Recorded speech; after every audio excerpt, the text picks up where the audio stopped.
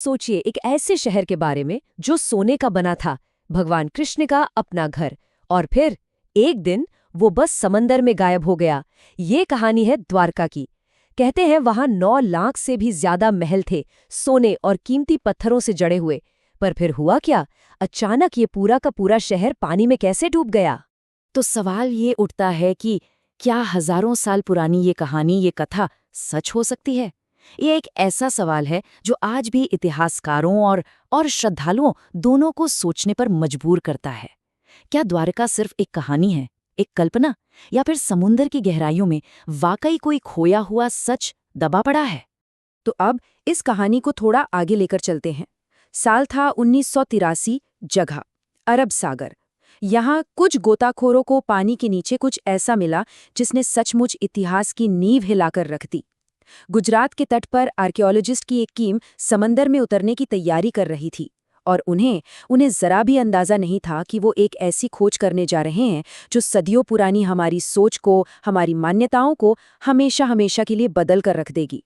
तो एक डूबा हुआ रहस्य। और जैसे ही ये टीम समंदर की गहरी नीली गहराइयों में उतरी, उन्हें रेत और चट्टानों के बीच कुछ अजीब सा दिखा, कुछ ऐसा जो कुदरती नहीं लग रहा था। साफ पता चल रहा था कि ये किसी इंसान का बनाया हुआ है। सोचिए उनकी आंखों के सामने क्या था? विशाल, बहुत बड़ी पत्थर की दीवारें, ऐसे खंबे जिन पर शानदार नक्काशी की गई थी, मतलब एकदम सीधी ज्यामितीय चट्टानी संरचनाएं।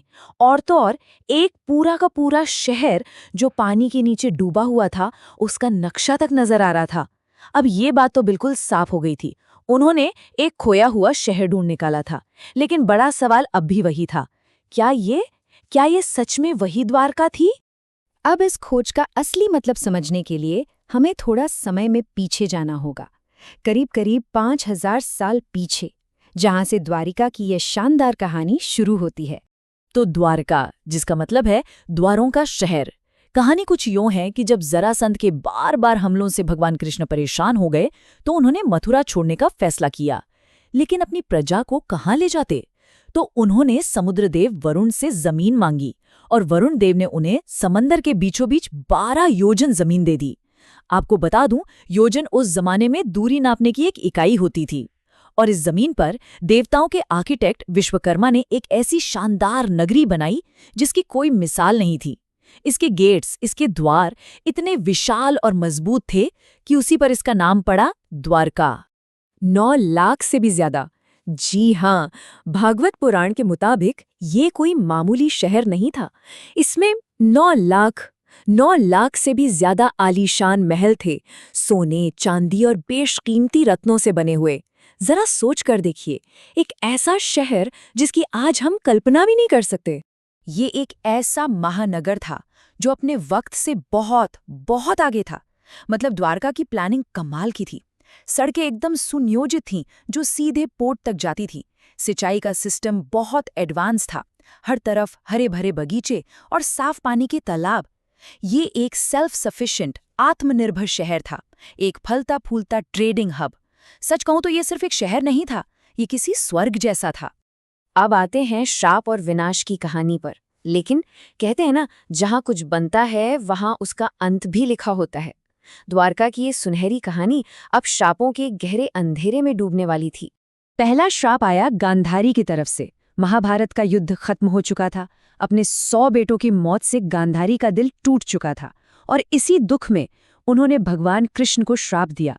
उन्होंने कहा, जिस तरह मेरे कुल का नाश हुआ है, ठीक उसी तरह तुम्हारे पूरे यदुवंश का भी सर्वनाश हो जाएगा।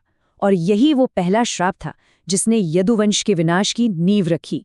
और फिर आया दूसरा श्राप। ये श्राप लगा कृष्ण के ही बेटे सांब की वजह से। हुआ ये कि सांब ने मजाक मजाक में गर्भवती महिला का भेष बनाया और ऋषियों का अपमान कर दिया। इससे ऋषि बहुत क्रोधित हुए और उन्होंने सांब को श्राप दिया कि तुम एक लोहे के मूसल को जन्म दोगे जो तुम्हारे पूरे वंश के विनाश की वजह बनेगा। और बस यहीं से विनाश का पहिया घूमना शुरू हो गया। और फिर वो भविष्यवाणियां सच होने लगी। एक के बाद एक सब कुछ वैसे ही हुआ। सबसे पहले सांब ने वाकई एक लोहे के मूसल को जन्म दिया। उसे फौरन पीस कर पाउडर बनाया गया और समंदर में फेंक दिया गया। लेकिन किस्मत को कौन टाल सकता है? उस पाउडर का एक टुकड़ा एक मछली निगल गई, और वो मछली पकड़ी एक शिकारी ने, जरा ने। उसने उस धातु के टुकड़े से एक जहरीला, घातक तीर बना लिया। इसके बाद गांधारी का श्राप सच हुआ। सारे यदुवंशी नशे और घमंड में चूर होकर आपस में ही लड़ने लगे और एक दूसरे को मार डाला। और अंत में वही शिकारी जरा जंगल में शिकार कर रहा था। उसने दूर से भगवान कृष्ण को देखा और उन्हें हिरण समझ बैठा, और उसने उसी शापित तीर से उन पर वार कर दिया। यही उनके इस दुनिया से जाने का कारण बना। और जैसे ही भगवान कृष्ण ने इस दुनिया को अलविदा कहा, समंदर ने अपनी दी हुई जमीन वापस ले ली। वो शानदार सोने की नगरी द्वारका समंदर की लहरों में समा गई। एक जीती जागती जगह से द्वारका अब हमेशा हमेशा के लिए एक कहानी बन गई थी। तो चलिए अब वापस आते हैं 20वीं सदी में, जहां इस पौराणिक शहर के असली सबूतों को ढूंढने की एक जबरदस्त यात्रा शुरू हुई। ये खोज दशकों तक चली, कोई एक दो दिन की बात नहीं थी। 1963 में पहली बार खुदाई शुरू हुई। फिर 1979 में आए डॉक्टर SR राव। उन्होंने भारत में पहली बार पानी के नीचे आर्कियोलॉजिकल खोज शुरू की। सोचिए उस वक्त ये कितना मुश्किल रहा होगा। उन्हें पैसों की कमी झेलनी पड़ी, लोगों ने उन पर शक किया, लेकिन उन्होंने हिम्मत नहीं हारी। और फिर 2000 के बाद जब हाई-टेक सोनार टेक्नोलॉजी आई, तब समंदर के नीचे छिपे उस पूरे शहर का नक्शा तैयार किया जा सका। और जो सबूत मिले वो सच में हैरान करने वाले थे।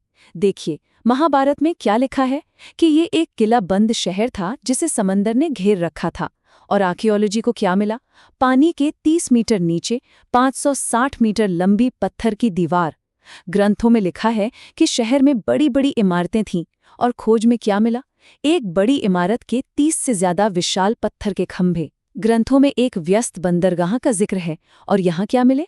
पत्थर के लंगर, वो भी एडवांस्ड 3 छेद वाले लंगर। ऐसा लग रहा था मानो कथा और हकीकत दोनों एक दूसरे से मिल रही हों। वो मोड़ जहां विज्ञान और आस्था एक हो जाते हैं। लेकिन कहानी यहाँ खत्म नहीं होती। सबसे हैरान कर देने वाला सबूत तो अभी मिलना बाकी था। एक ऐसा सबूत जो विज्ञान और विश्वास के बीच की महीन सी रेखा को मिटा सा देता है। 9000 साल कार्बन डेटिंग ने जो खुलासा किया, उसने तो सब कुछ चौंका कर रख दिया। उस जगह से मिली एक चीज, एक आर्टिफैक्ट पूरे 9000 साल पुराना निकला। अब इस बात की गंभीरता को समझने के लिए जरा सोचिए, ये हड़प्पा सभ्यता से भी हजारों साल पहले की बात है। इस एक खोज ने भारतीय सभ्यता के पूरे इतिहास की टाइमलाइन पर ही एक बहुत बड़ा सवाल खड़ा कर दिया है। ये इस तरफ इशारा करता है कि शायद यहाँ एक बहुत ही विकसित सभ्यता रहती थी, जिसके बारे में हमारे इतिहास की किताबों में कुछ भी नहीं लिखा है। हाँ, ये बात सही है कि इस दावे पर इतिहासकारों में अब भी बहस चल रही है, लेकिन ये खोज हमें अपने इतिहास को एक नए नजरिए से देखने पर मजबूर तो करती ही है। तो सवाल ये है कि द्वारका डूबी कैसे? क्या इसका कोई साइंटिफिक कारण भी है? बिल्कुल है। यहाँ सामने आता है सी लेवल राइज थियरी या समुद्र स्तर वृद्धि सिद्धांत। जियोलॉजिकल डेटा हमें बताता है कि करीब 5000 ईसा पूर्व, मतलब आज से लगभग 7000 साल पहले, पूरी दुनिया में समंदर का लेवल अचानक बहुत तेजी से बढ़ा था। और ये जो ग्लोबल घटना है, ये महाभारत की कहानी के टाइमलाइन से बिल्कुल मेल खाती है। मतलब समुद्र का कृष्ण की दी हुई जमीन वापस ले लेना, वो असल में एक प्राकृतिक घटना हो सकती है जिसे हजारों सालों से एक कहानी के तौर पर याद रखा गया है। ये खोज कितनी अहम थी, इसका अंदाजा हमें इस पूरी रिसर्च को लीड करने वाले डॉक्टर SR राव के शब्दों से मिलता है।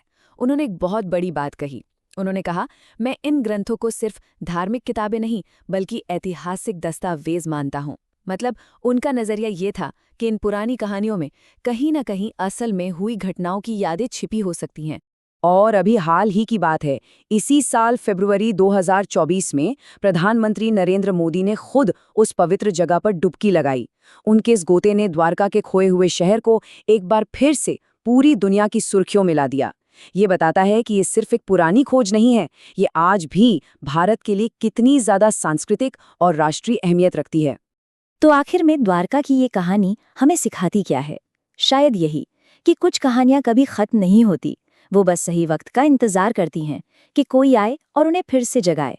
शायद ये कथाएं सिर्फ कोरी कल्पना नहीं है, ये तो इतिहास की वो गहरी परतें हैं जो वक्त और समंदर की गहराइयों में कहीं दब जाती हैं और बस अपने खोजे जाने का इंतजार करती हैं।